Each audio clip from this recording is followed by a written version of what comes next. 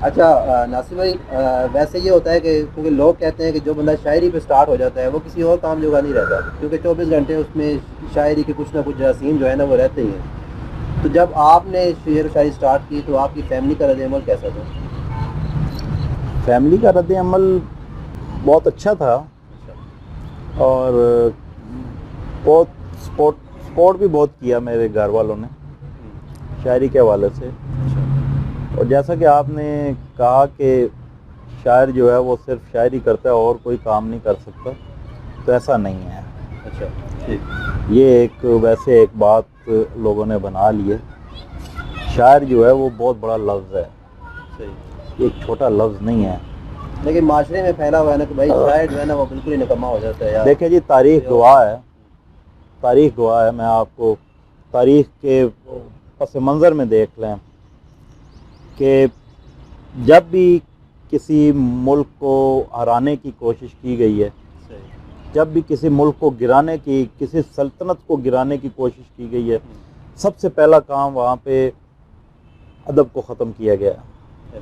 ادب کو ختم کیا گیا ہے، ادیبوں کو مارا گیا ہے، دانشوروں کو ختم کیا گیا ہے، تب اس ملک پر جو ہے وہ دوسری طاقتوں نے وہ قابض ہوئی ہیں۔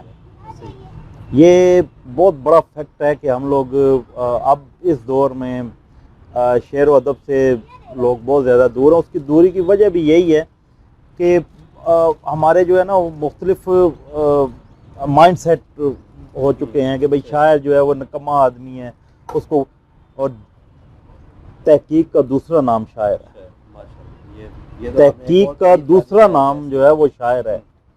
اگر شاعر آپ نے اپنے ساتھ اگر شاعر لکھا ہوا ہے تو میرا نہیں خیال کہ آپ بغیر کسی تحقیق کے، بغیر کسی تجربے کے آپ کسی بات کو جو ہے وہ ایک دم سے بیان کر دیں گے۔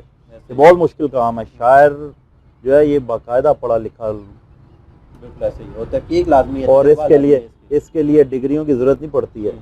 اس کے لیے جو ہے نا اس کی جو تحقیق ہے، جو اس کو پڑھنا ہے، یہ ساری چیزیں جو ہے وہ شاعر کے ساتھ جڑی ہوتی ہیں۔ شاعر جو ہے وہ، میں خود سے اگر سوال کروں تو میں یہ یوں کہتا ہوتا ہوں کہ یار میں تو شاعر نہیں ہوں، کیونکہ شاعر تو ہر زبان پہ دسترس رکھتا ہے، شاعر تو ہر علوم پہ دسترس رکھتا ہے۔ یہ میرے پاس صرف 2 علوم ہے اور میں اس پہ دسترس رکھتا ہوں، میں مکمل شاعر نہیں ہوں۔ چلیں، یہ تو آپ کا کہنا ہے، لیکن ہم آپ کو شاعر مانتے ہیں۔